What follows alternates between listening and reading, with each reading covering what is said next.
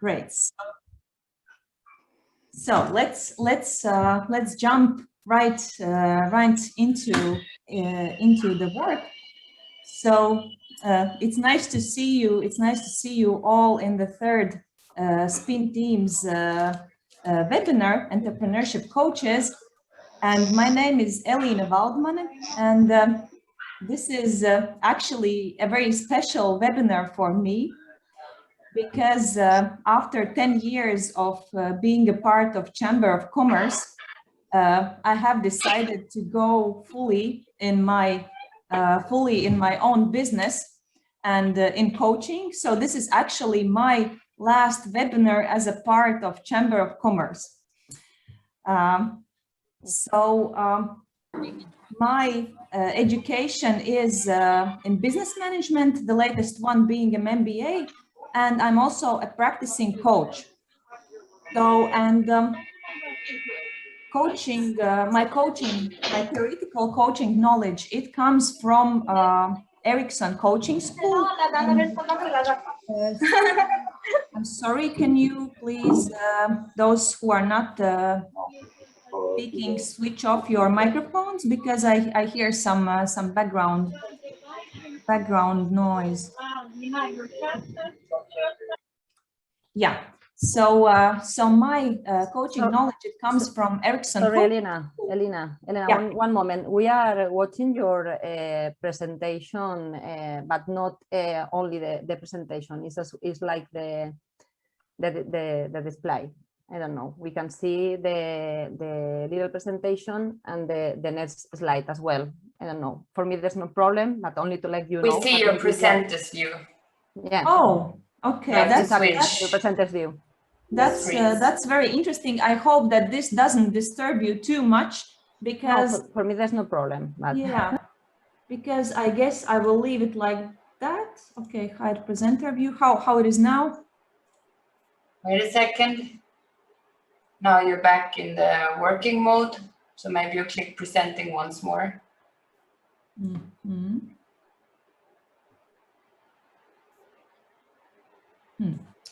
Okay, interesting.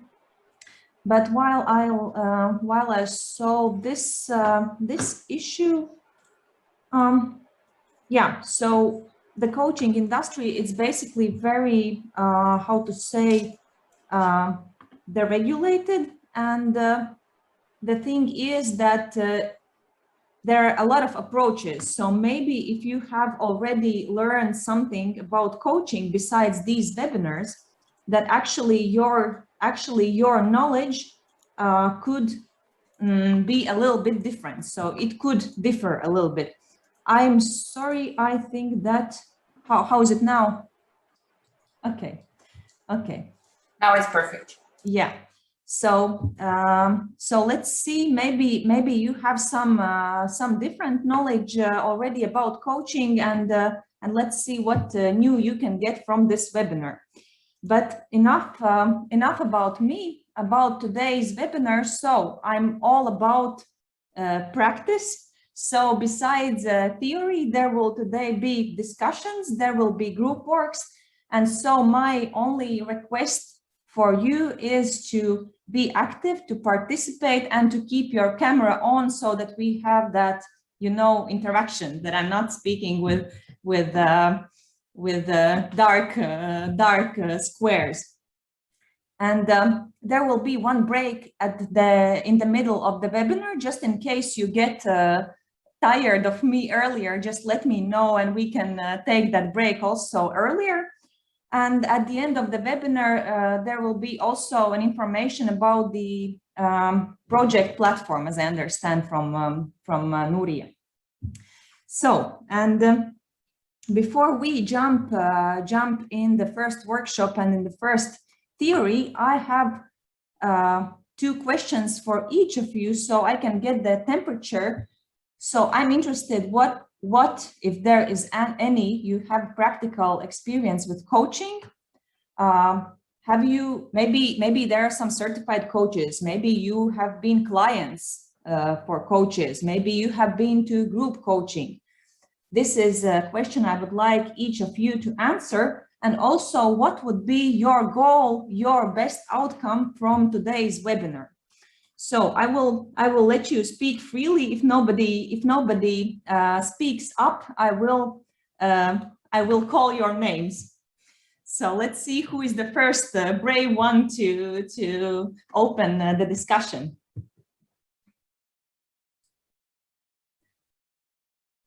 Oh, unexpected silence.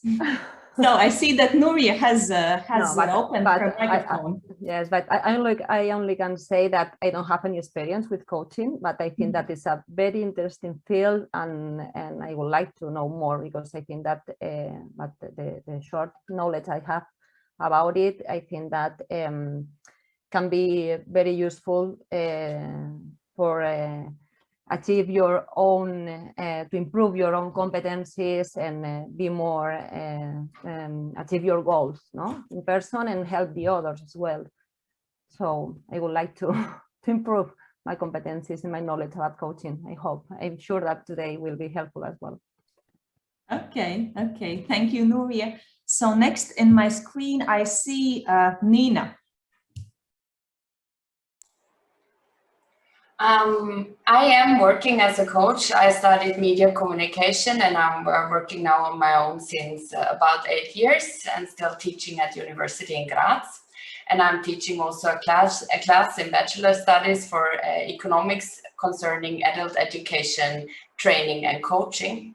So therefore, for this class, my goal is always to give the students the first impression what it is to be a coach and how you work, and if they like it or not, and if they later on would follow our master studies. And for me, as an entrepreneur, with my own business, I work in the field of communication consulting and communication training for meetings, business meetings, online meetings, and presentations.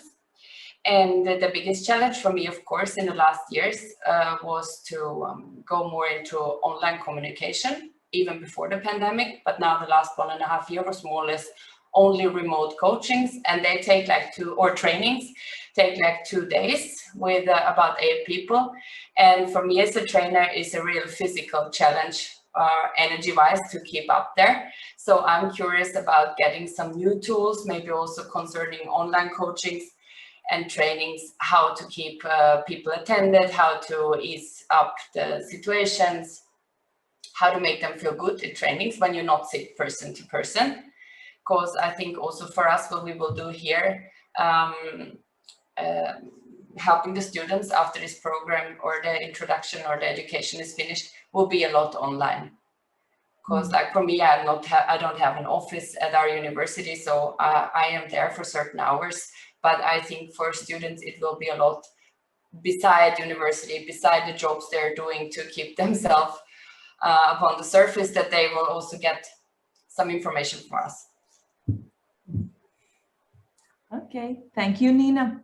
So the next one I see is Ivan. Hi, I'm Ivan from Tara, Croatia. I could tell coaching is my bread and butter business. We at Tara do a lot of training, mostly in business planning, IP protection and management, technology courses, all levels, introductory, medium, advanced level. We do also a lot of train-the-trainer workshop. I could tell we have one very interesting application. It's our proprietary application for writing business plan, iDare. And that helped us a lot to digitalize our education and coaching activities. Major outcome from today's seminar is to figure out how we shall work on SPINTeams project. Mm-hmm. Okay, thank you, Ivan. Thank you. So the next one I see is Solvita. Hello, do you hear me? Yes. Yes, I'm Solvita from Turku University. I don't have any specific practical experience with coaching unless I have studied some course during my master level studies. So I have really basic theoretical insight in this field. But what I expect from these seminars in general is how to use actually coaching methods in daily work with students while reading lectures, communicating with them.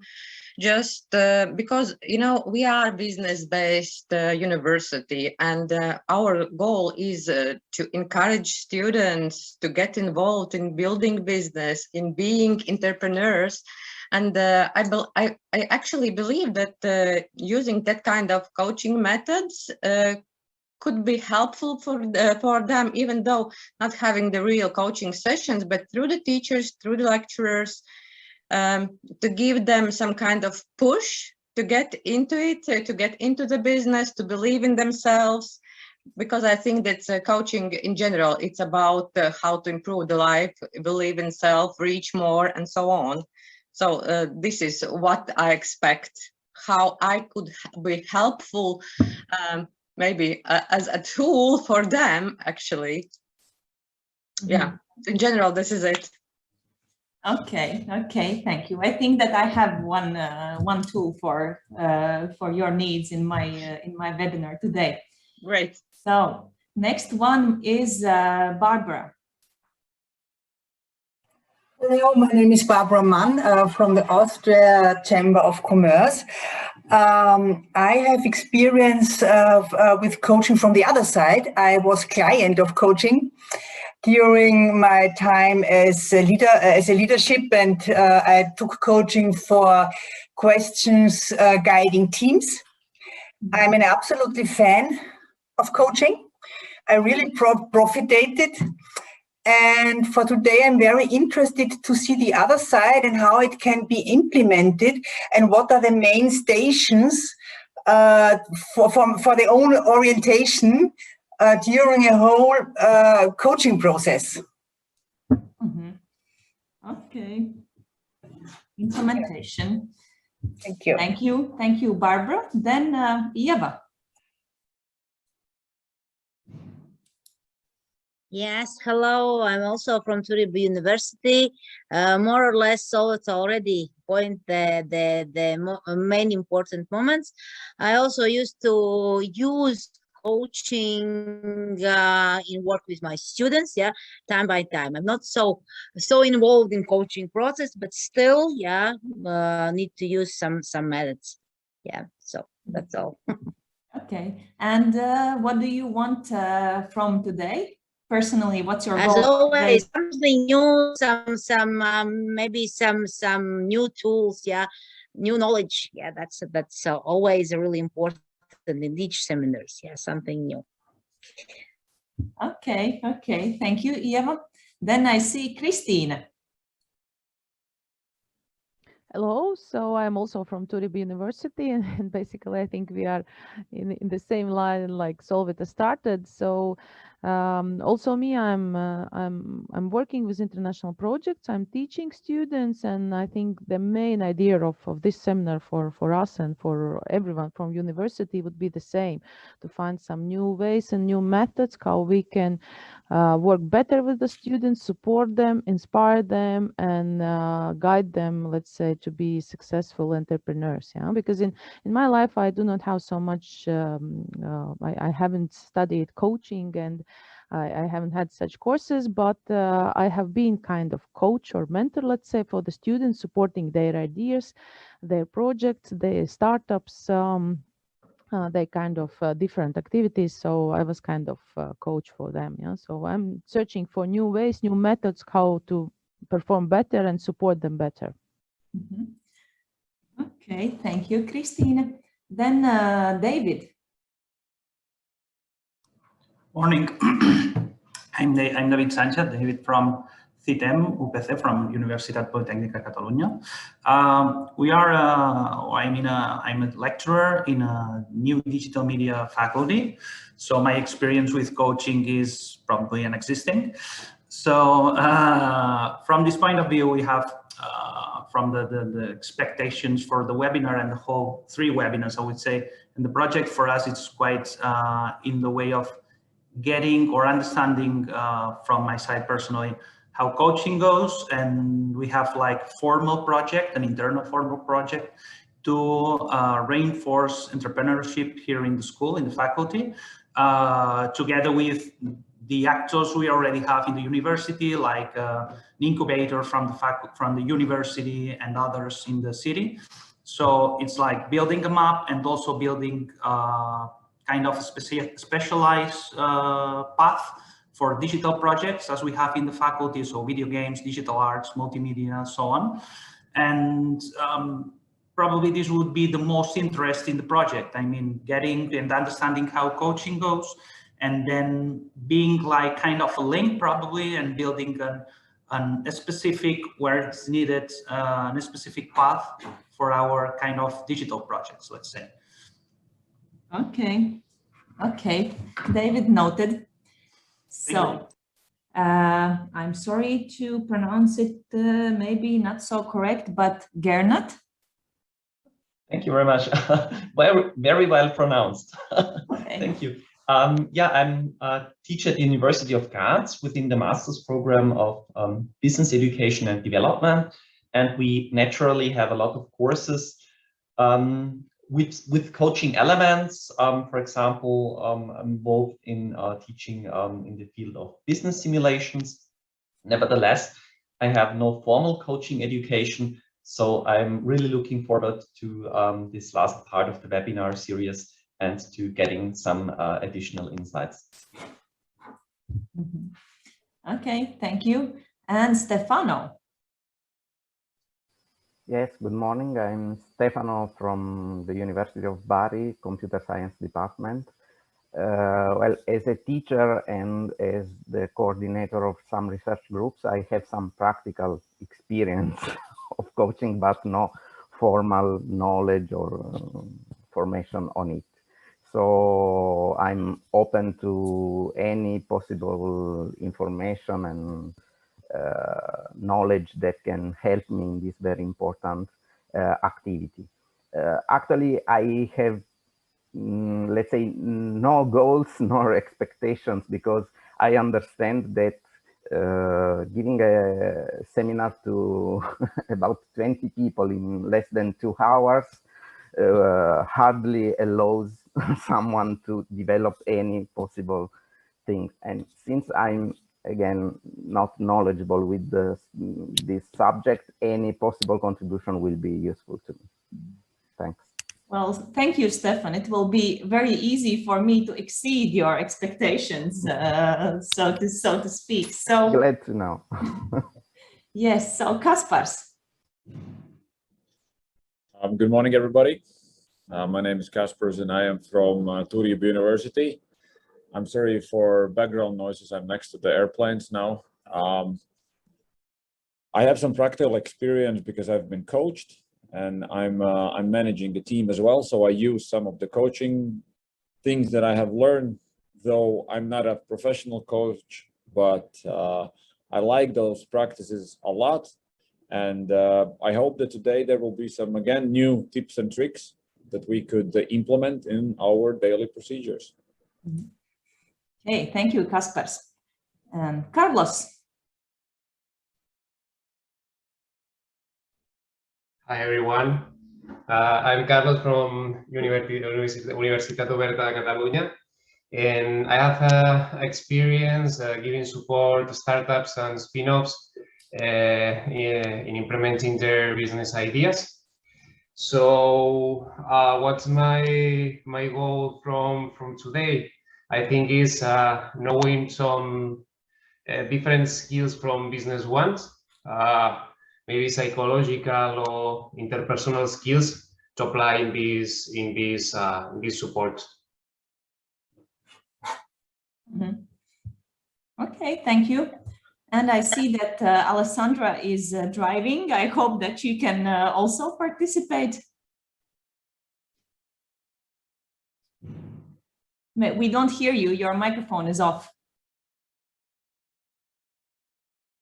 Audio, okay? Yes. Good morning. Yes. Good morning. Sorry for my connection. I'm driving after the second wave of vaccination. So good morning all. I'm Maria Alessandra Federighi from the University of Bari. I have some indirect experience about coaching in the automotive sector by the service of brokering and the training need analysis of some employers inside automotive sectors.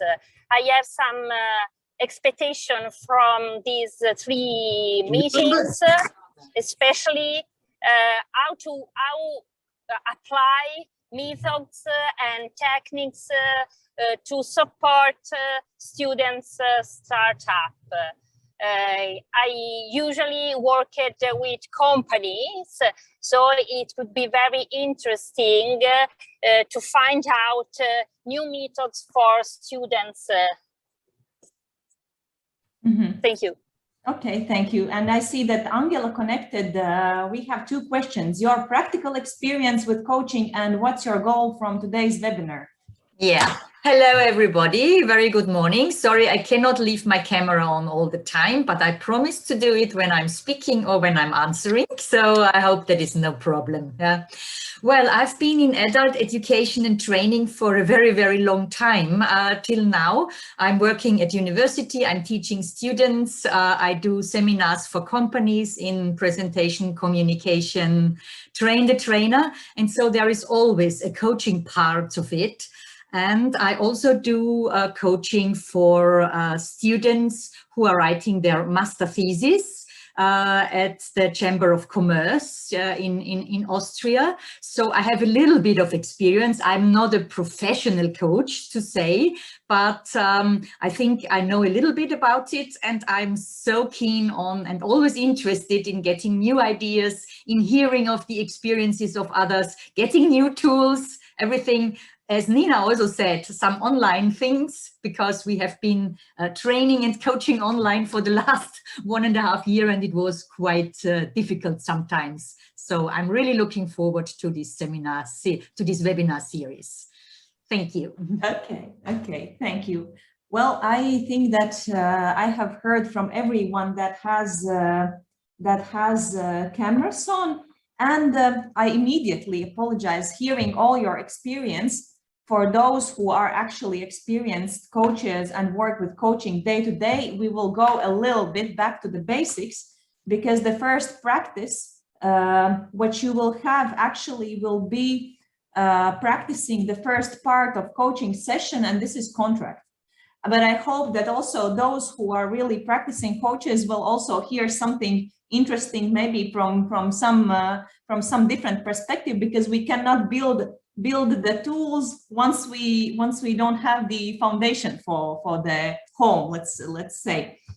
And yes, the coaching framework. I have one question. I will not ask everybody, but just one question. So what do you think, what is the main difference between a coaching session and a conversation in a coaching style? Who has some ideas? What could be the difference? This is the part where also those who are coaches are allowed to answer, and let's if David is speaking, I'm not hearing because the microphone is off.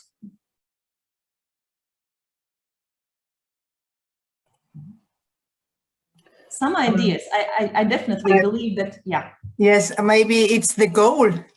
So the difference is that you, if you make coaching, you have a goal. If you make a conversation, you not always have a follow-up goal.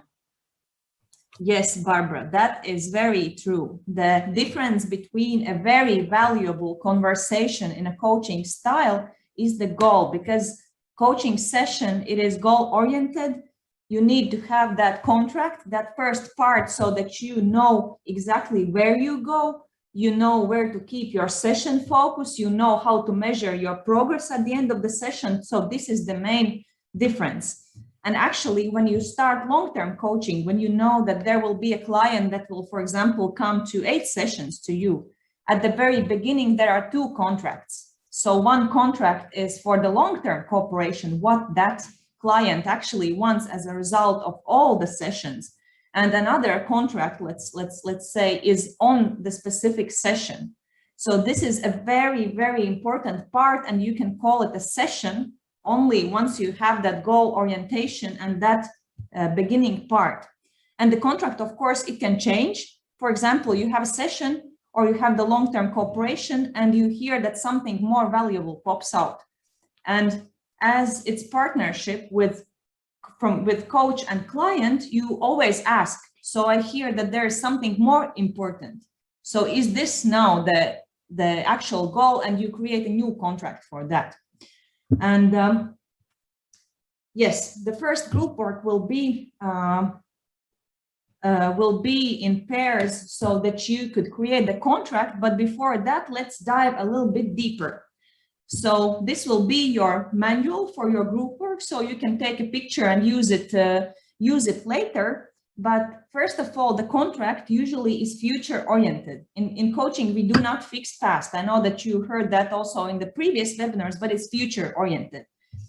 The goal is always positively formulated. For example, a person comes and says, I don't want to be lazy. What you need to understand is what you want instead. So the goal is positively formulated. You ask a question, what you want instead, and then, okay, I want to be productive. So the goal is positive formulated and future oriented. And usually is, for example, the question first is, what is your goal in life? Okay, you want to be more productive in life.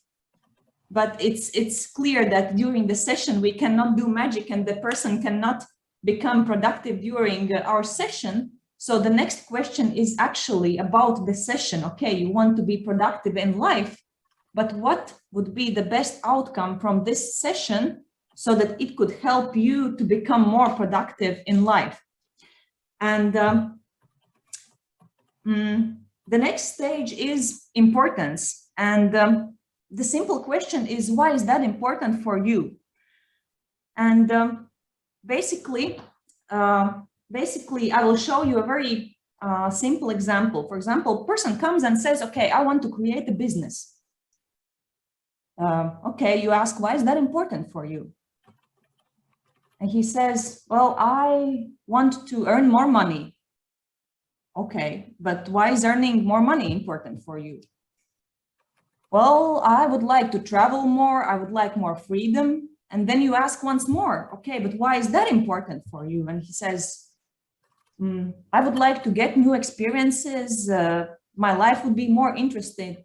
And then you ask, okay, and what will that give to you? And then the person might answer, for example, it will make me happier. And once you've gone through these stages, let's say you have created a big vision for that person. You have shown that actually his request about the business creation will contribute for him at the end to be more happier, to be free to travel. And then maybe there's a time to ask, okay, but what is the best outcome from the session to you? And maybe now his outcome for the session will be more specific. He understands that, okay, to be happy, to be able to travel, I need to create an online business to be able to do it remotely. And it somehow, it shows the person immediately, the big picture, the importance of his goal, the goal in his head becomes more important that, okay, I just want to create a business because my mom told that, you know, business is a good thing and you will be rich afterwards. And yes. And after you have explored the importance, then the next thing is criteria. And for me, during the sessions, this is actually the most important part. Because, okay, people know what they want, kind of, they can tell why is that important for them. But when they have to become to a very, very specific definition, for example, I want a plan at the end of the session, but how that plan looks like? How will it differ from other plans that you're not implementing in your life? How many points in this plan has to be, you know, and even more trickier, if plan is like measurable, then for example, a person wants to get clarity at the end of the session. What you do with the clarity? how can you measure the clarity? So when there comes something like emotions or something a little bit more intangible, there is the most basic coaching technique, which is scale. Person says, okay, I want clarity. And you simply ask, okay, from scale from 1 to 10, where are you currently with the clarity? And he says, okay, I'm clear at 5. Okay, and where do you want to be after the session? Well, I would like to be, for example, at 8. And then you explore what is already in that clarity of 5, what could be the next steps, and you really like formulate what is in that clarity. So at the end of the session, you understand with the client, is that the clarity he wanted to get, or is, well, you can measure the result. So this is about the criteria. About SMART, Zane already previously in the previous webinar told you, and I'm sure that you know, and you have the materials. I will not go in the detail, but ecological criteria, this is the next part. So the goal has to be ecological for you. For example, I tell you, I want to earn $1 million in a year. Okay, but I will burn out. I will be miserable in all the other parts of my life. Is that goal really ecological, looking to my life as a whole? And the same, is that goal ecological for my family? So this is the next thing. And the third criteria is control zone. For example, a person can come to you with a request, I want my children to learn better at school. Okay, but what is in your control zone within that goal? You are not your children, and you cannot learn instead of your children. So what do you control from this goal? So this is the criteria part. And after you have explored all this, you basically do the closure of the contract. And it simply means that you repeat what that person said and ask a closed question, is that really what he wants? And sometimes it happens that when a person hears out loud all the contract, he makes still some corrections and says, okay, this is not really, I want to add that and distract that. And basically, this is when you come to the closure of the contract and you can, let's say, start a session. I don't want to actually tell to start a session, because contract is already a session. It's not separated, and it's not a thing that you want to rush through, because actually during this formulation of contract, you can come to the most valuable, let's say, outcomes and aha moments during formulation of that contract. So you definitely should not rush through it and, okay, I will start a session with steps and plan, and you need to really take your time and let's say explore that contract as thoroughly as possible. And yeah, so this is it about the contract. And now it's time for you for the first, let's say, work in pairs. What I asked you, and Nuria also sent you in the email, was to prepare an actual request, something that you would like to work in a coaching session, and you will use this for this exercise and also for the later exercise. So basically, what will happen now? I will create the breakout rooms. I will create breakout rooms for you, and yes, and you will be 2 people in one room, and you will have 15 minutes on each side to create a contract about that request. You have thought that it's important for you, and basically you don't need to recreate the wheel. You just take a picture of this slide and go through it as it goes. Don't try to make up new things. Just for the first time, those who will be coaches, as the classical meaning of coach for the first time, just go through all those points and see. It's important for you to feel how the actual beginning of the coaching session feels. What else is important? So important is, I know that it was already mentioned in the previous webinars, and the report is very important. It goes through all the all the stages of the webinar. But for this exercise purpose, my suggestion for the report is just simply to chat for a minute with each other to get a feeling and then go right to the exercise, because the report is whole other science, and for this exercise, I think that we will be good with this basic knowledge.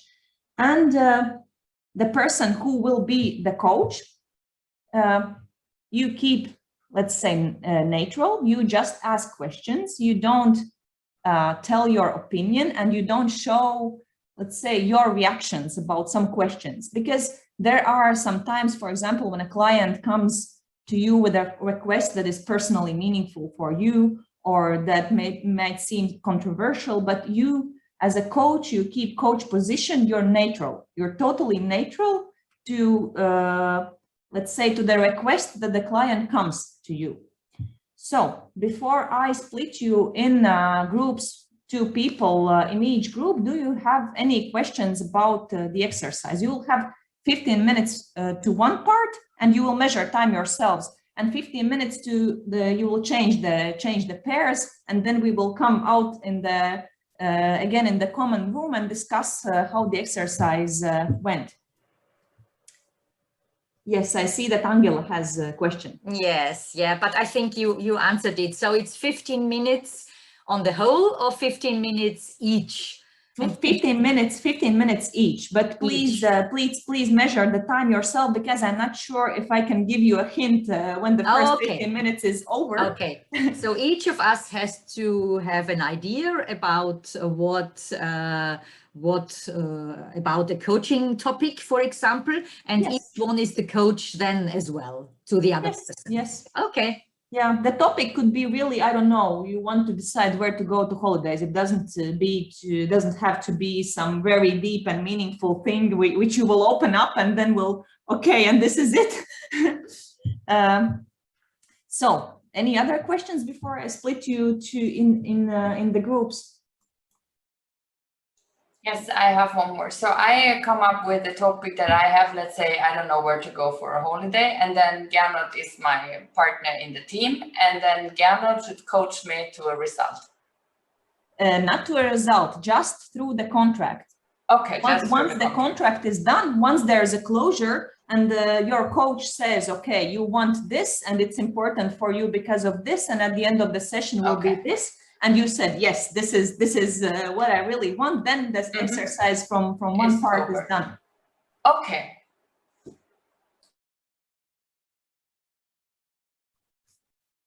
Okay, so I'm not sure about those people who are with the cameras off. Ieva, Andris, Jurijs, and Leticia. Are you participating or what is what's with you? Because once in the groups, you'll have to be active and then participate. How are you doing there? I'm here. Okay. So I will now send you in the breakout rooms. You will have the window and you will push join breakout room just in case you are in a room with a person that does not speak to you. Just leave the room and I will think what to do further.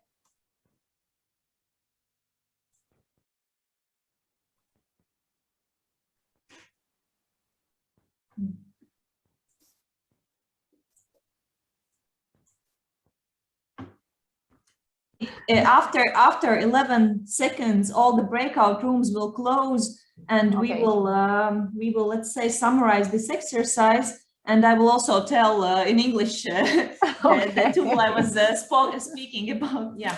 Okay. So welcome back, everybody. I see that some of you at least have smiles on your face. So hopefully the exercise was not only useful but enjoyable.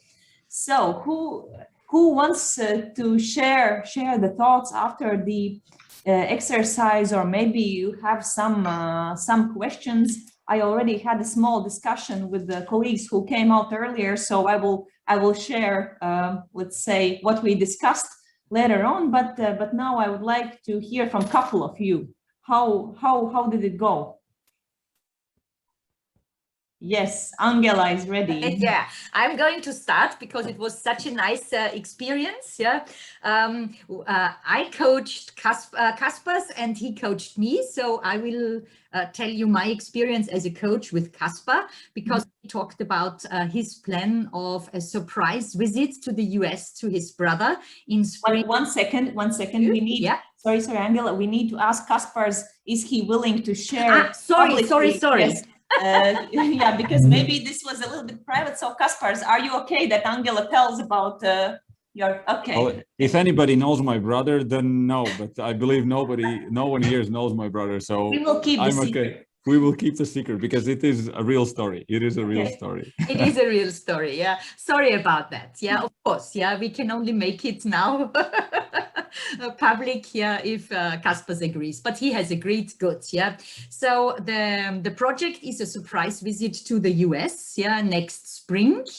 And a surprise visit, as the name is saying, is that nobody, that the one who is visited, and that's the brother, does not know anything about it. So that's why we have to keep it secret. And we were going through the stages of what Kaspers has thought about already. Yeah, so he thought about already what's going on with the flights, hotels, yeah, who is going to participate in this visit, who is going to participate in the big birthday surprise party, and we talked about his goals. And I was able, as a coach, to also give some advice for flights, for example, that flights at the moment, due to Corona situation, there are two types of airlines, for example, airlines that are usually a little bit more expensive, so you tend not to book them, but they are offering very flexible rates at the moment. So I advised Kaspers also to look at those airlines, so that he gets a feeling of the flexibility, because he needs to be flexible, even if that is his plan to visit his brother. And airlines, of course, who are not flexible, and you get them quite cheaply, but then you lose all the money if you cannot fly. Then we talked about how should he organize this trip. He's definitely going to talk to his friends in Latvia, because some of them will accompany him, and he's going to use a close person in the US, probably his sister-in-law, to help him organizing this surprise birthday party. So we had goals. We had agreed on what Kaspers is going to do next. And we even have agreed on the next coaching session, which is going to take place in the end of October.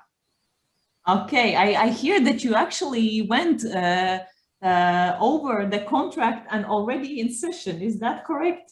That is correct. I used your slides, dear Elena. Okay. But just one note about the what you said about the advice.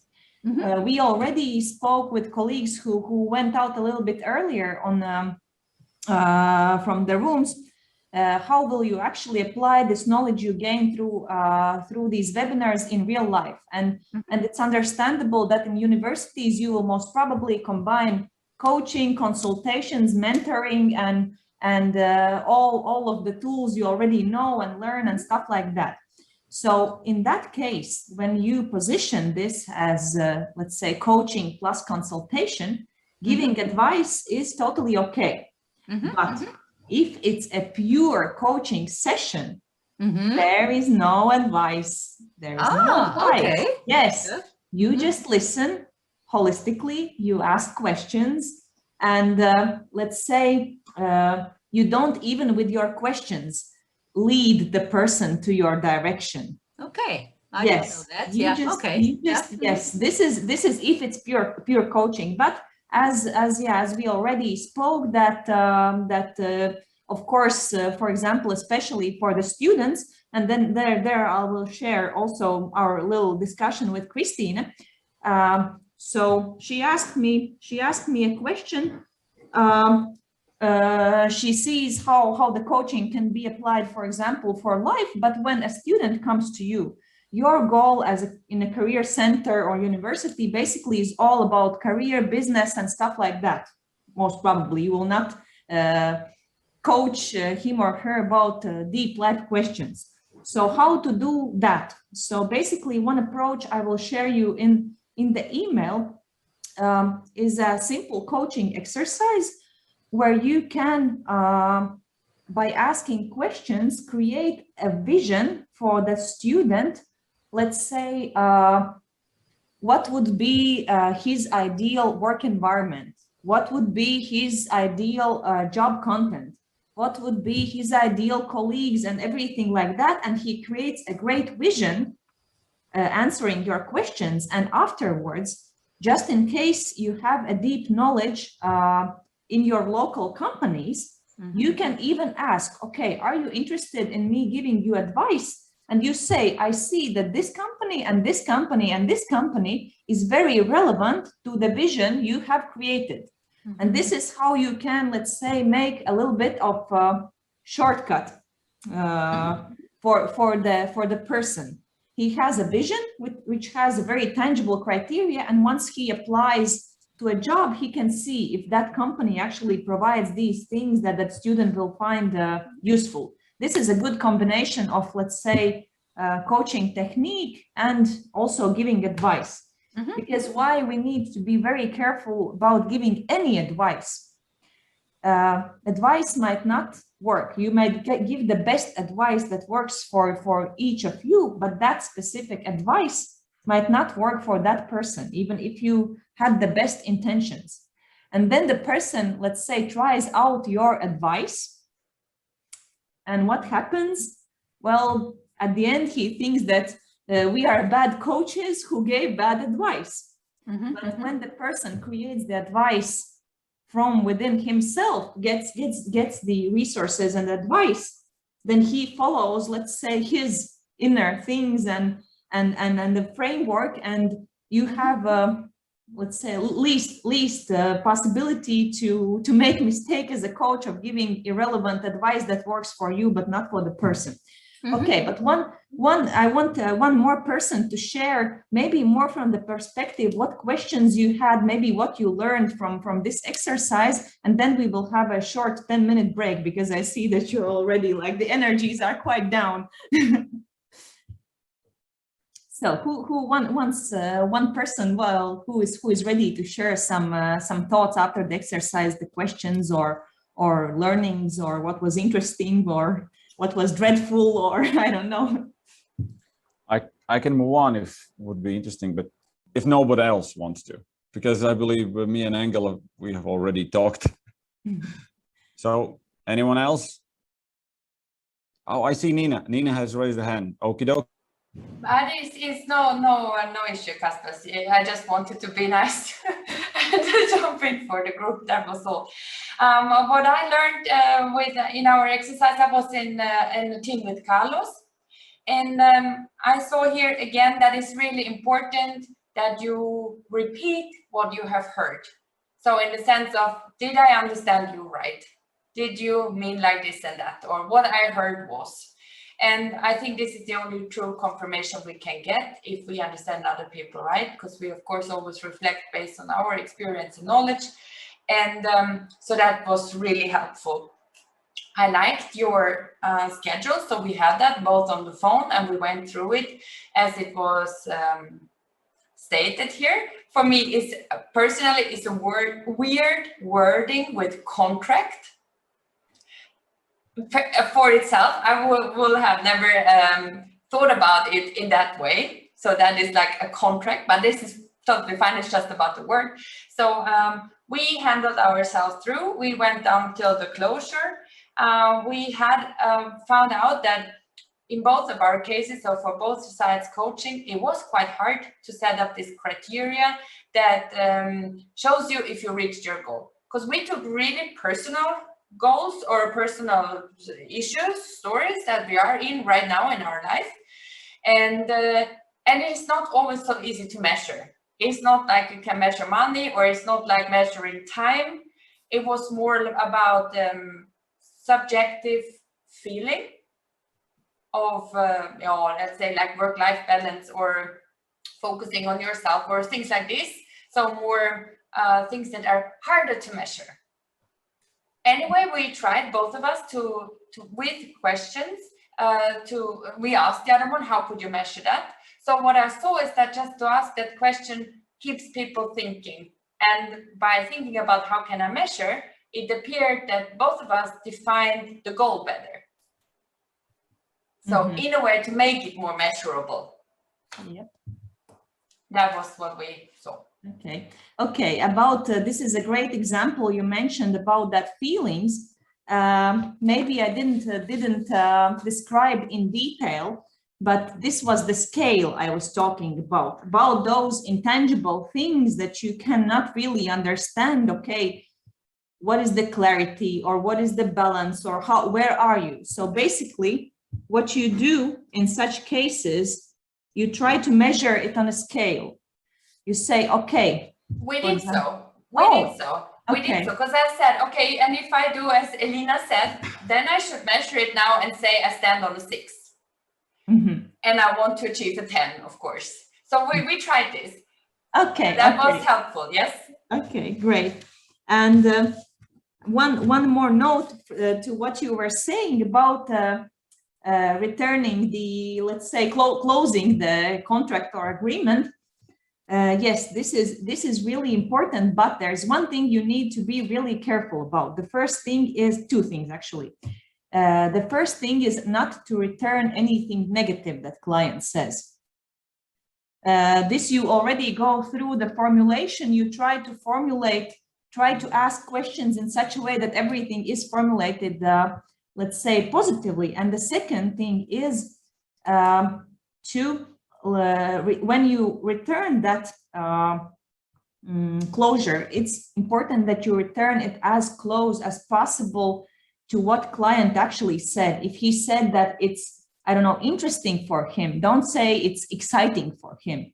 Use his own words, because you're interesting and exciting, and what you mean with one value can be totally different for the other person. So it's important that he hears his own words, because he has his own meanings to those words. This is when returning that whole sentence and then closing that contract, what is important. But now I would like to give you a break till 40 past, let's say, whichever time zone are you in, but let's return after 8 minutes. I'm not able to give you 10 or 15 minutes anymore. Elina, can I, a short question before we come together after the break. I was together with Marie Alessandra, and we this point, the control zone. It wasn't clear for us what is the meaning of this point, the control zone. Can you please explain it again? Yes, the control zone, basically, if the client has direct impact on the outcome of the goal. For example, currently there are a lot of things going on with COVID, and there are just things you cannot impact. If the flight, for example, is canceled, then Kaspars can't go to that exact flight to meet his brother. That is out of his comfort, his control zone. Is this the area of no influence? You mean my area of no influence? Is this the meaning?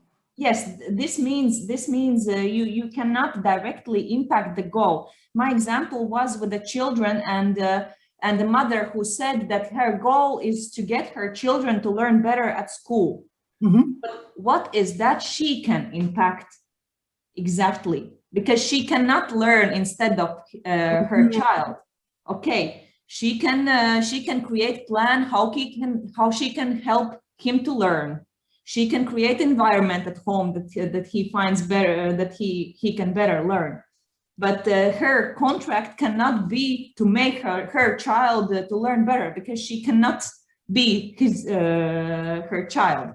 This was my previous. I've got it. Okay. Yeah. Thank you. Okay. So you have only 6 minutes left for the break, but yeah. Sorry. Take some rest, go off the computer so that you're with clear head back soon.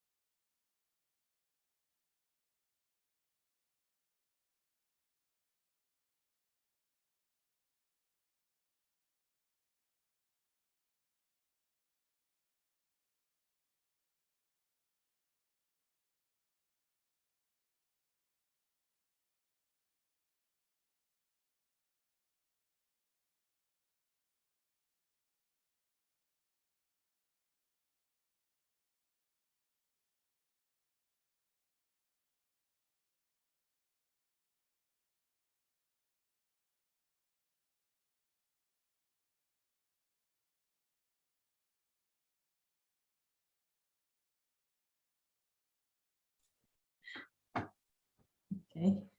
Okay, I'm already here. I see that my best students are back already.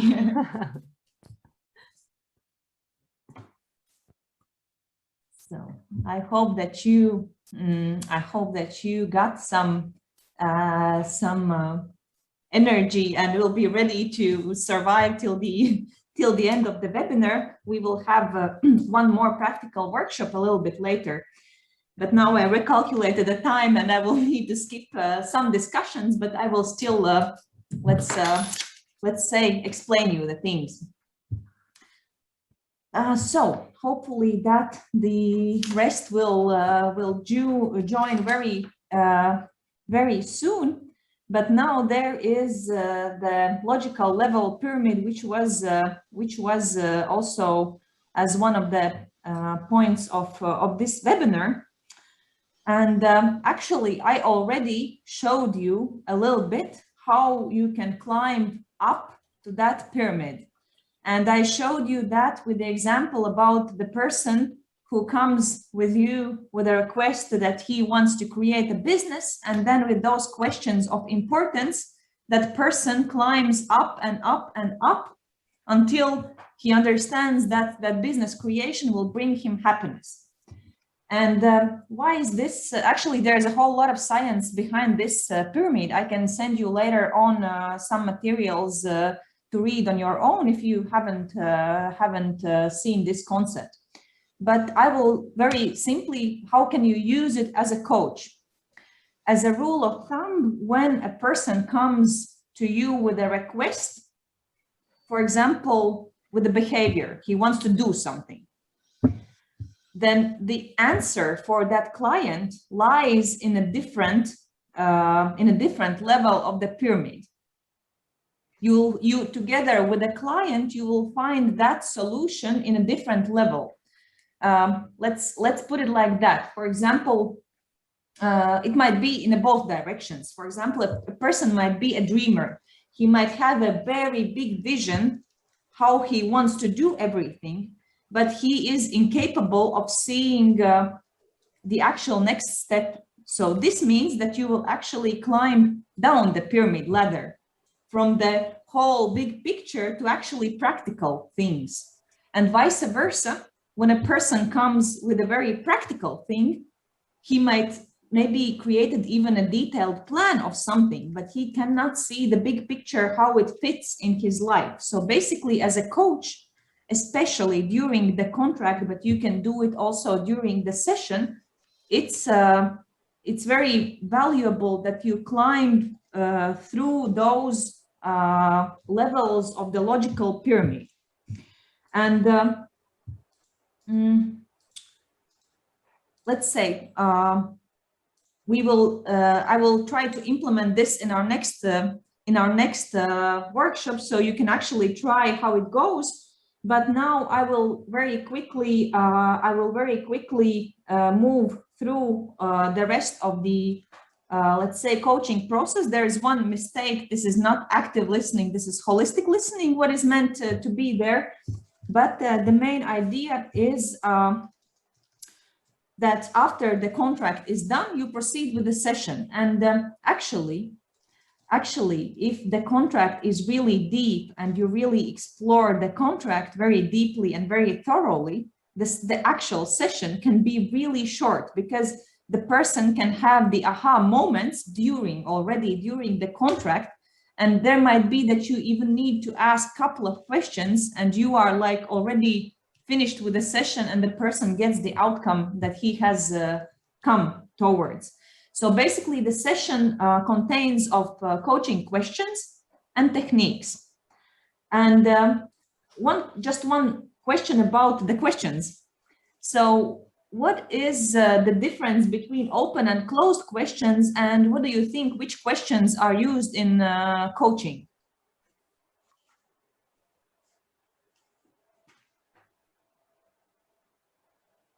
I know you know. You can't answer questions where you can answer yes or no. Yes, these are the closed questions, which basically the answer is yes or no, and the question usually starts, do you? And in coaching, we use open questions that start with what, when, where, and how. That does not limit the answer for the client with a simple yes or no. And yes, about the questions, there are some couple of times that you actually use closed questions. One of which is when you finish the contract, when you do the closure, it is important that client says yes or no to the contract. Is that correct or is that not correct?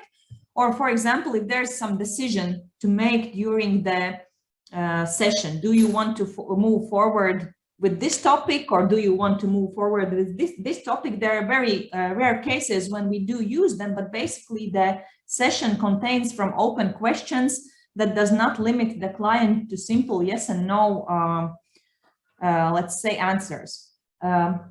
If we move forward to the steps, again are part of the session, and when you move to the closure, you then come to the practical steps. But there's just one thing I want to note you, is that usually it's good to ask what would be the first, even maybe small step that you are willing to do in a very close range of time. For example, today or next 24 hours. Why is that important? There's again whole neuroscience behind that. But basically, when you do something towards your goal immediately, as soon as possible, that shows your brain that you are actually moving towards the big goal. And it would be automatically, let's say, easier to move then forward with the next steps, that you show your brain, okay, I'm really doing this. I'm doing this one small step, even if it's, I don't know, research in Google today. And yes, and then comes the closure of the session. Basically, I usually include my favorite question is, what was the most important for you from the session? And there again are a lot of aha moments and a lot of, let's say, discoveries for a client when he thinks about the session as a whole and the picture puts together, and he finds really new and useful things from the session as a whole. This is a question. Then usually at the end, either from the coach's side, or you can also ask your client to summarize. There comes a short summary. Okay, this session was this and this, your goal was this.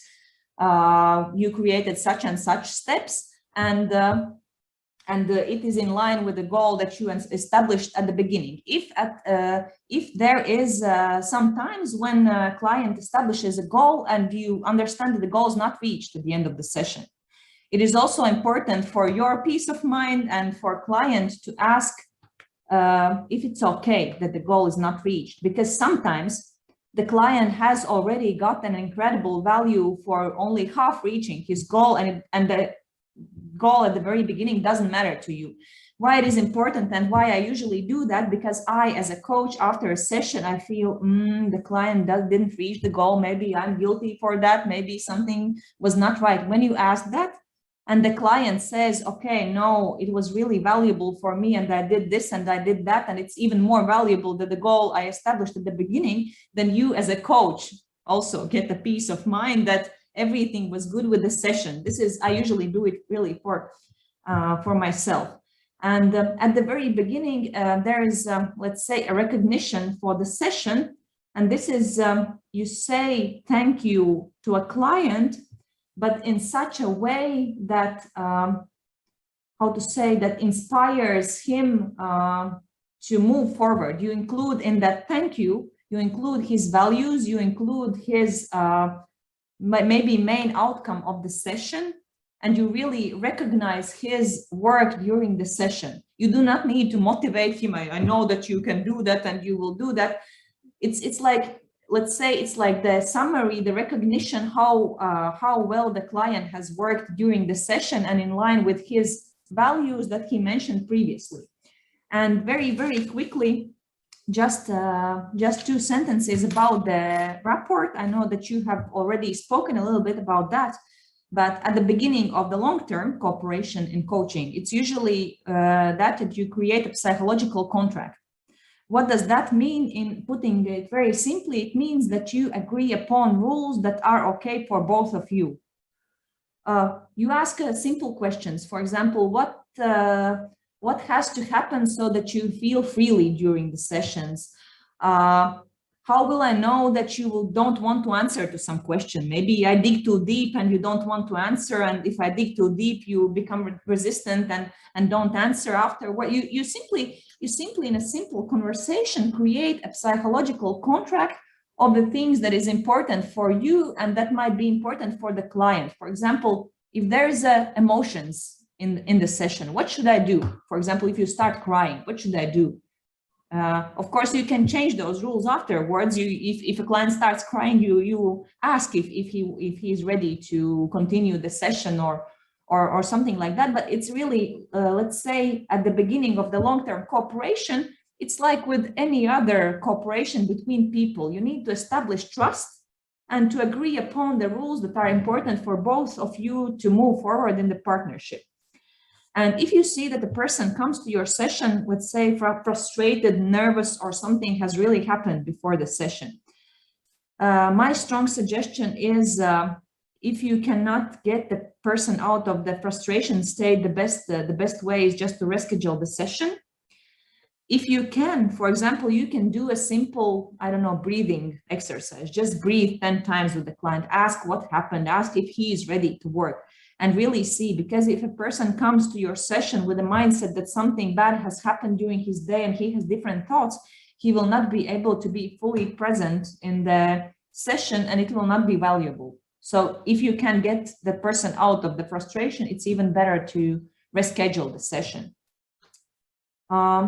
Again, about that, a little bit chatting before the session, not to go straight into, okay, what's your goal? What do you want? But also do not exaggerate with the chatting. It can, if a person is chatty, the chat can become very long, and then it's hard to move again to the very structured session. But a little bit chatting always frees people up. Then again, physical environment is important. Is this environment where you have the coaching session, if the person really can feel free and can speak, and maybe there are some people listening, or you're in I don't know, in a public place, in a place where there are other people there, it's very important that the physical environment for a person is, let's say, pleasant, and he's able to relax and talk. Then there's usually, okay, in Zoom we are all like in front of each other, but if you will have the coaching sessions in real life, there's just a simple advice that you sit not right in front of the client, but the client sits at your side. Why this is important? So that, for example, when a client has to imagine or think about something, that you, with your looking at him and visually being them, do not disturb his thinking process. It really eases the situation up where you sit like this, not like straight to each other. And also an important thing to establish and also keep the rapport is to bring back to person his or her value words. When a person says something that you really feel that it's meaningful for him or her, you can, during the session, give back those words. And that, first of all, shows that you're listening and that you really see and hear what's important for the client. And it gives the client the feeling that you really understand him and that you really understand, and that helps to build the rapport. So these are a couple of fairly practical tips for the rapport. I hope that you can take something from this. And still few words about the listening part. So basically, there are 3 stages of listening. So one stage is how to call it, when you listen to the content, what exactly that person is saying to the exact words. This is the basic level that we each other hear and what we are speaking. The other level of listening is context. Within the context of what that person has already told you, with his values, with his goals, with his other things, what context is that, what you actually hear him or her saying? This is the next level. And the third level, which is actually the most important in coaching, and it takes, let's say, real practice to really be good at it, is holistic listening. And what does that mean? That means that you hear, you see emotions, you see body language, you see mood changes, you see some movements, some laughter that might mean actually something. And it is really important when you see, as listening holistically, when you see some of those signs, to explore them. For example, a person can talk about something and he's really okay, and all of a sudden he okay, and now yes, and okay, I'm exaggerating, but you see that the energy level is really down. And then you need to understand, okay, what is happening? Why is this happening? Maybe there is some issue that has to fix. Maybe you need to return that person to his vision level to get that energy back and to get him back in the session. What does that mean that he, for example, has that nervous laughter after some questions? You can really explore those things, and holistic listening is really, really important. So if we had a little bit more time, I will send you an exercise. You can, out of interest, practice this with actually practically anybody. And the exercise will be as following, that you ask a person to tell a story from his or her life. And you listen to that story and you try to take notes of everything you noticed during the story, not the content, but the actual emotions, the mood, the how person pronunciates some things, how his intonation goes up and down. And then you afterwards try to discuss with that person, what did that actually mean? And it turns out that you say, okay, you said this word with a different emotion. And he says, yes, because this is actually related with something really important. And after this simple exercise you can do with basically anyone, you will see how actually important is this holistic listening part. But yeah, we won't have 20 minutes to each side. Sorry, Elina, I have a question for yes. you. Yes, regarding physical environment. You usually think about which kind of light, such as physical lights of the outside, such as sitting close to a window, or preferring artificial lights. I was thinking about the space, so it's I would like to know about you, how you choose and you organize your place of coaching with your coachee close to you. To be really honest, you're kind of wearing, for instance. Yes, to be honest, 90% of my sessions are online, so this is what I get. But I have actually a bad experience as a client for the coach, where I had a session in a place where I couldn't feel freely. As you mentioned, the light, it was a really spotlight on me. It was a very stiff environment. The coach really, it really, all the environment felt me like, I don't want to be there. And if your, let's say, reactional brain doesn't want to be there and tries to protect you, it closes you down and you cannot imagine and you cannot feel free. So of course, I do not suggest you to, I don't know, to change the light bulbs in some more romantic colors or stuff like that. Just simply think about it as, would you feel if you were to come in this place as a guest, would you feel comfortable there just to sit and to chat? This would be the main catalyst I would suggest. Thank you. Mm-hmm. Yeah. Okay. So Disney technique. I promised you some practical techniques you could use with project, let's say, planning, with business planning and stuff like that. And so basically what usually happens when a person comes up with a project, with an idea of the project, there is one voice in the head which is louder. For some people, this is critique, who says, oh, you will not be able to do that. Because of that, you will not have money, you will not have time. Well, the critique goes on and tells you in your head, well, you will not be able to do this project. For another person, a dreamer is more stronger. he creates those magic castles and imagines how everything goes, but the other parts are maybe not so strong. And for other person, again, the realist, the actual, okay, I'm ready to do what I have to do, but I still don't have the big picture, and okay, I'm just ready to do. So for each person, usually one of those parts is a little bit stronger.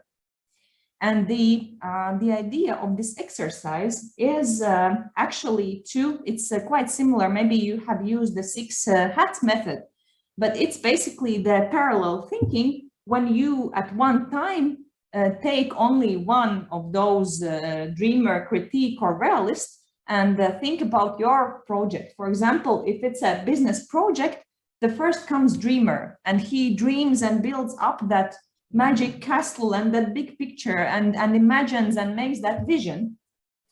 And then when you have dreamed about it, then comes realist. Okay, what I have to do for this project? What could be the practical steps? What could be the help I need? What I need to actually do? And then comes the critique. But the critique is not the one who tells you that you will not be able to do this project. The critique tells you what realist should keep in mind when implementing the project. This is how critique does his critiquing job. And after you have gone through all these, let's say, all these stages, you then return back to the realist. And now when you have the vision, when you have, let's say, the threats and risks from the critique, and some steps from the realist, what realist can actually do with this information. And after that realist stage, you, let's say, move out of those stages and imagine that you have seen all this situation from the side. And what you as an observer can see from this realist, dreamer, and critique work from what they have done with your project. And then you can discuss the results.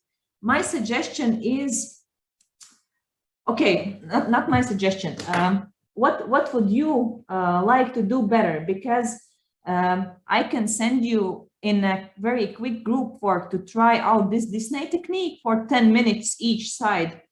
Or I can continue talking about values and beliefs and show you how you can use the wheel of life you already know for exploring more the value part, whichever you want. You want to try practically this Disney technique, or you want to hear a little bit more of theory? Explain theory. Okay, theory. Yeah, some last words about the Disney technique. When you start working is that it's good that you ask a person that he actually physically take some subjects in his hands, which will symbolize, okay, this will be the critique, this will be the dreamer, and this will be the realist. Why is that important? Because sometimes a person totally unconsciously takes some subjects and there is immediately some story behind that. Why he took exactly that subject as a dreamer, and you can make a little bit of discussion out of those subjects at the beginning and actually to see already some valuable insights. And you can also, once you have tried this technique and used with a client one time, for example, you have next sessions and you hear, okay, his critique is again here. And then you remind that person about this exercise and say that, okay, now I hear your critique, but what your dreamer says about that. This is a great tool that you can later on, after a person has tried it, integrate as a part of the coaching session, because now he understands the concept of dreamer, critique, and realist, and he will be easier able to switch his thinking towards, for example, dreamer if it's needed. So this is about the Disney technique. Maybe you immediately have some questions. I'm a little bit rushing through it now.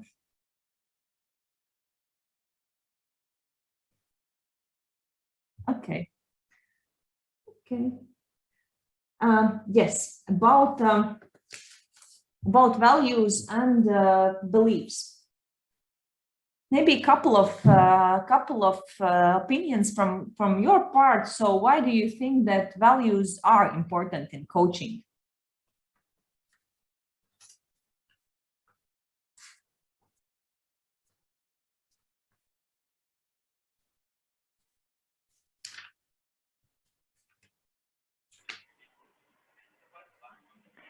I think it's essential to know about the values of your training partner, because if you don't, and maybe your values are set in a complete other way, you can never reach the training goal.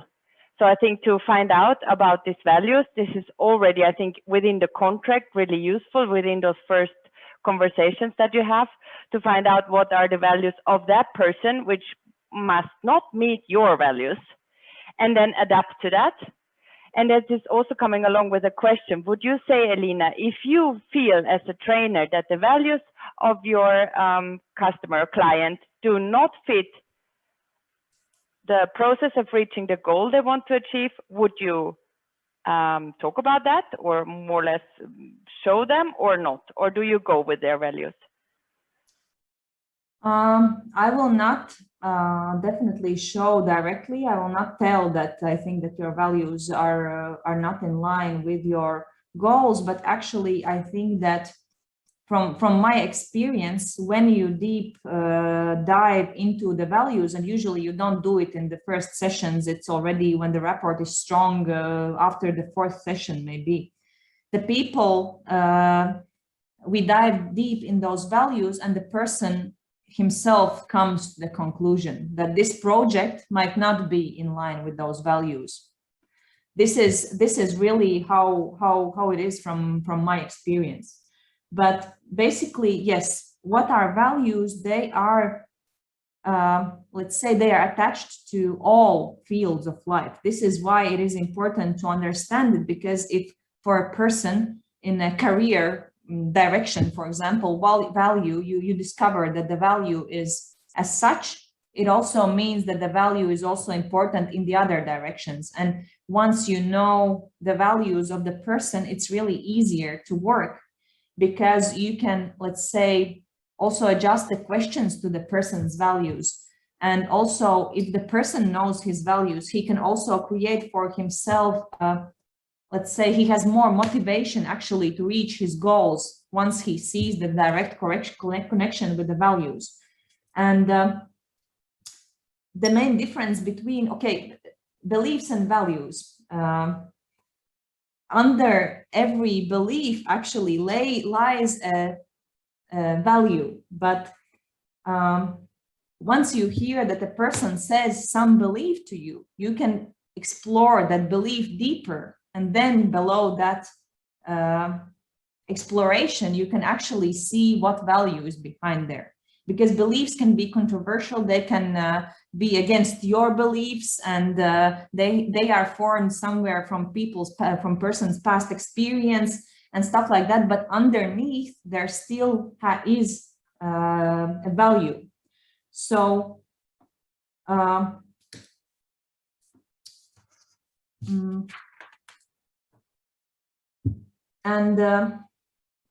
I'm thinking we have basically 10 more minutes, and I will just quickly show you how you could use the wheel of life as a wheel of values.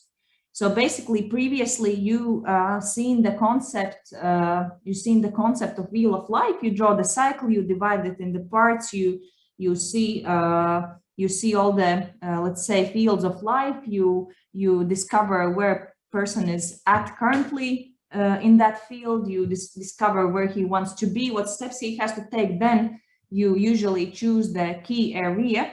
And what is important about the key area, for example, when people create that wheel of life, and you ask him, if you hired your satisfaction with one field of your life that would immediately, let's say, move up other fields of life, which would it be? And then you can find actually the key area, because the person can come with you, for example, with a very practical, again, request, creating a business, but it turns out that currently he's in a very toxic relationship. And once he does not fix that area of his life, he is not able to function properly in work, his health goes down, and other areas, he's not enjoying his hobbies maybe and stuff like that. So what is important with the wheel of life is to identify the key area, the main area which you are going to improve. But how can you actually use this wheel of life as a values wheel? So you can take one area. Usually we take key area and then explore it deeper. But in your case, most probably it will be career or business. And what you do, you ask a person in what role does he see currently himself or herself in that field. For example, if it's a career, he might be a boss of a company maybe.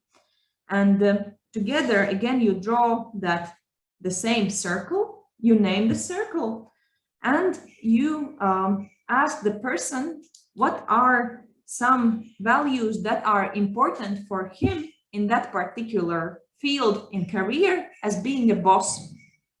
And you ask those questions once you get to, I don't know, 3 to 5 values. And then you ask the person actually to pick the values, 1 to 3 values that he, from all those that he had created, sees as the most important. And then you really explore, so why did the person actually choose those values? Which of those he choose are the most important and he will never let them go? And then you can explore further how those values he has picked, how these values can strengthen him in that specific field you are talking about, for example, the career, or also you can take any other field from that wheel of life, and also how these values can strengthen them in those different areas of the life, where else these values can be useful. And again, the practical approach would be to from scale from 1 to 10 to understand in that specific area how that value currently manifests and how, again, what would be the next steps, how the person can really, let's say, make that value to manifest even more. And as a result, in manifesting the value even more, he will get more satisfied with that specific area of the life. And actually those values, maybe this sounds like very abstract and very, let's say, unpractical maybe, but I can share you a very practical example really recently from myself, how I used my discovered values in real life. So as I told you before, I'm leaving Chamber of Commerce soon, and I need to give the tasks and the things to my next colleague. And one very tedious task was to just give an Excel of contacts, of all the contacts I have from events, from cooperation partners and stuff like that. And I was procrastinating as crazy to make that Excel. And the values I have discovered for myself in coaching is meaning, that I need that things are meaningful and interesting or excited. In Latvian, it's interessant, but in English, I think that the vibe is more exciting. And I was procrastinating, and then I thought, okay, I know my values. How can I use this to make this tedious task actually doable? And I was asking myself, so how can I give meaning for myself to create that Excel? And I actually found the meaning that after creating that Excel, I will also in my next life after Chamber will be able to use that, because I have it in a structured way, not in one Excel second and in my phone. And this is how I gave myself, by asking a simple question, meaning for that tedious task. Okay, but that didn't quite get me moving to actually doing that. So I thought, okay, how can I make this tedious task interesting or exciting for me? And then I thought, okay, I can somehow gamify this. And I made a challenge for myself that I will put an alarm clock and how many contacts can I put in that Excel within 5 minutes. And I did it. And the next step I did, okay, I will beat my record. I will do next 5 minutes even better. And you know, it took me a whole like 30 minutes to put all my 10 years contacts in that Excel, and I was happy, and the person will find it useful. And this is a very trivial and practical application of how I use my values. You can really laugh about that, but it's like in daily situations. In daily situations, once you found yourself stuck somewhere, and if you have found your values during coaching, you can just ask yourself these questions. Okay, how I can apply this value to this daily situation. And I think that my time is over, and I want before Nuri tells you about the platform, just a couple of main takeaways from the webinar. I promise I will send you a lot of materials. Hopefully you will read them and find them useful, because I was willing to give you like more practical workshops, but somehow my time estimation was not so precise. So takeaways from today.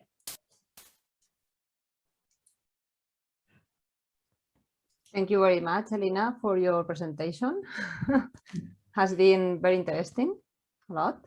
And I don't know if someone wants to make any question before the end. I think that there's time enough. If we begin 5 minutes later, so if we extend the webinar for 5 minutes, there's no problem, Elina. I've seen that you have been quite stressed about the time, the schedule, but of course, there's no problem. I can give you my takeaway, Elina, if you want. What I learned today, or what was really useful for me, was seeing it more from a coaching perspective than from a trainer perspective, where you have more people in a group. So, and I was really happy about your personal approaches and your personal, sorry, maybe you couldn't hear well, my microphone was up. I was really happy about your personal approaches, how you do things, and this practical experience, and then also this connection for what we will be doing with the students that are more into this business field and career, and how we can use those techniques you showed us in a good way. I wanted also to tell you that you should not take it as a downturn, that maybe we said, no, we want more theory and not do this group work with the Disney technique, but I think you explained it so very well, and it was easy to understand and how it is useful. And I think it's also not complicated to set into action. So I think it was not that we were not interested. I think you have to take it the other way around, that we were more interested what more can come and what more you have to offer for us. And I like the first exercise of group work as well, because it was the first time within those webinars that we got somehow to know other people that are within us in those webinars, and it was nice to exchange and to work on something together. So thank you very much for the webinar today. Okay, thank you very much. Thank you very much, Nina. Is there somebody else who wants to tell something before I give floor to Nuria? Yep, 1 minute. Thank you, Elena, very much for the theory. Kind of, there were tips and tricks, and what was most important from today, I had the option actually to be a coach for the first time in my life with Angela. Thank you, Angela, very much for cooperation on this one. So it was both things, which is rare these days. It was not only theory that we received here, but we also had option to feel a little bit like we would be back in normal environment together with all others. So thank you for that, Elena. Thank you, Kaspars. Yeah, it was really my pleasure also working with you, and that you also participated in this discussion, because I have been in situations when I'm only one making discussion with myself. So I really appreciate that you also actively participated, and I believe that we will see somewhere in this life sometime. So thank you very much, and Nuria, you shall continue with Okay. your info. Okay. First of everything, thank you to you for your very good explanation. I think that will be helpful for everyone. I would like to thank as well the previous presenters of the webinars, because as you know, this is the third and finished webinar of this series of webinars. I hope that it has been, you have get some interesting information that you can develop and train during your involvement in the project. But this is the first part of your involvement in the project, and you will have the chance to apply everything and develop your competencies and everything. I would like to make a short remarks about everything. I'm going to try to share my screen. Can you see the presentation?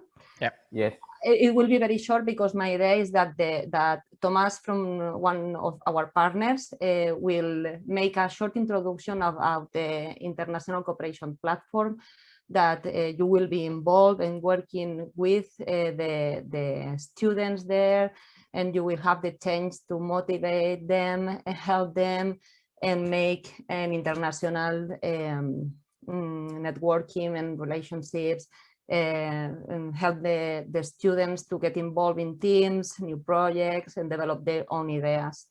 So only to close my presentation. Oh, sorry.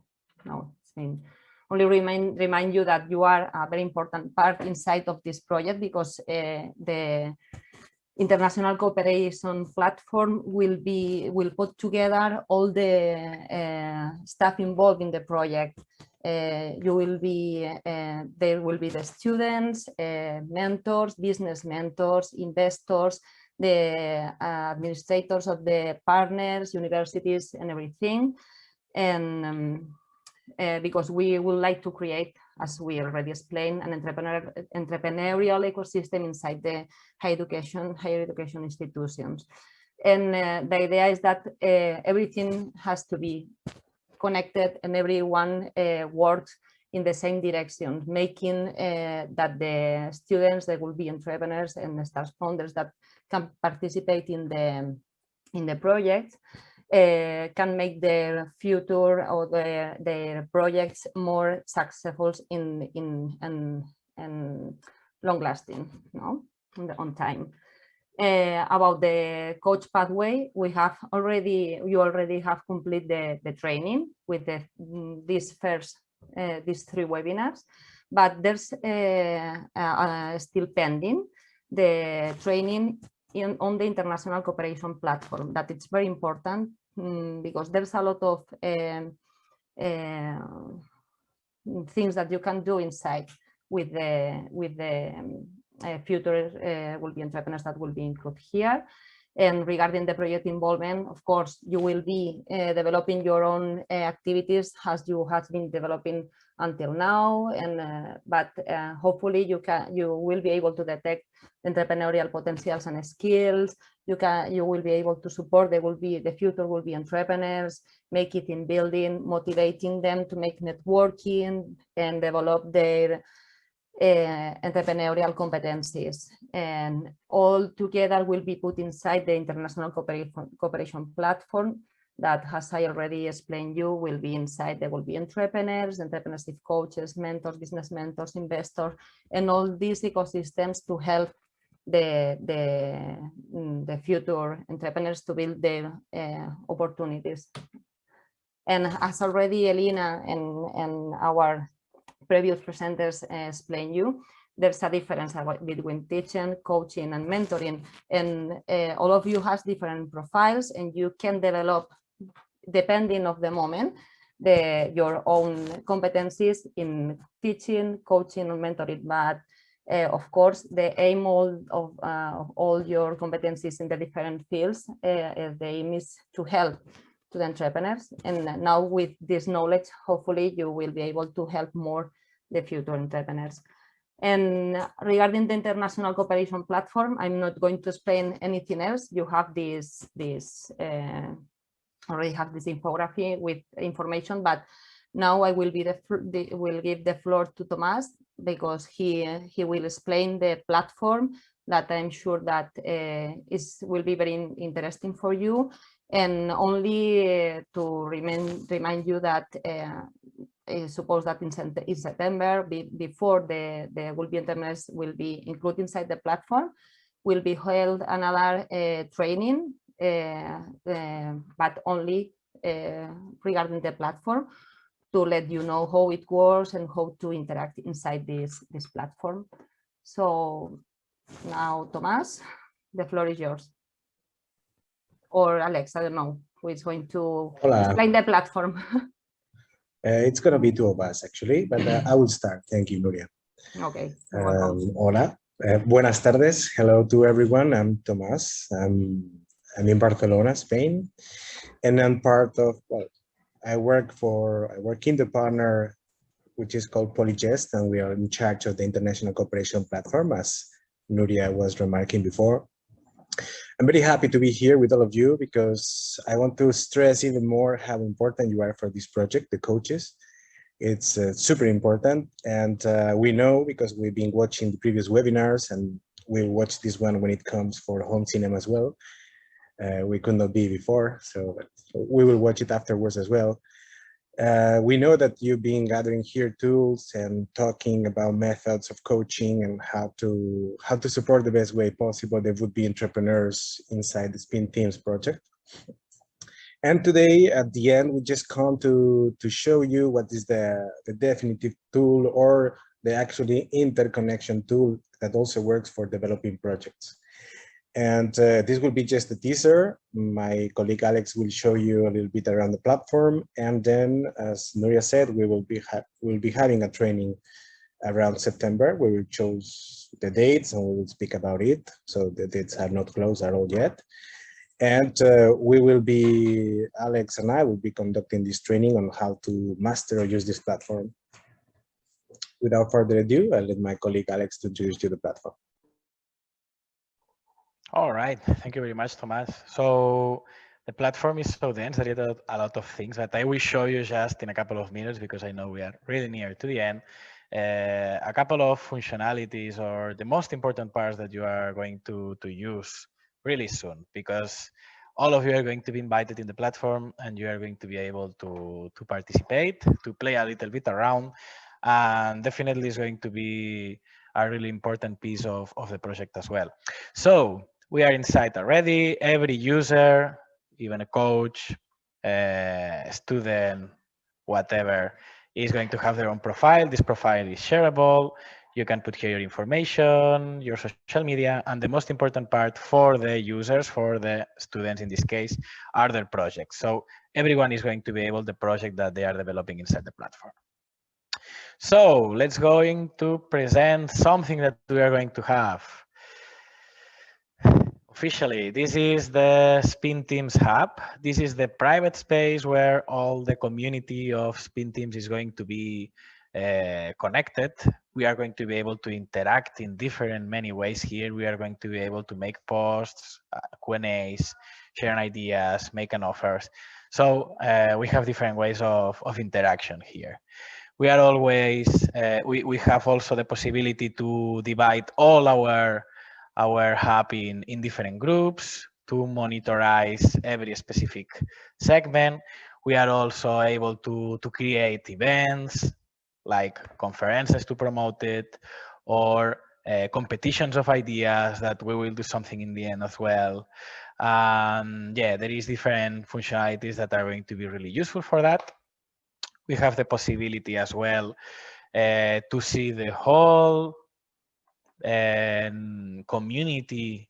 This is an example of a university in the US that is participating on SPINTeams, for example. So here we are able to see all the people and we can do networking, we can collaborate, we can ask for support. So imagine that Diana that is doing this project needs help in market research. So she is able to contact Daniel that is supporter of this community in this specific expertise.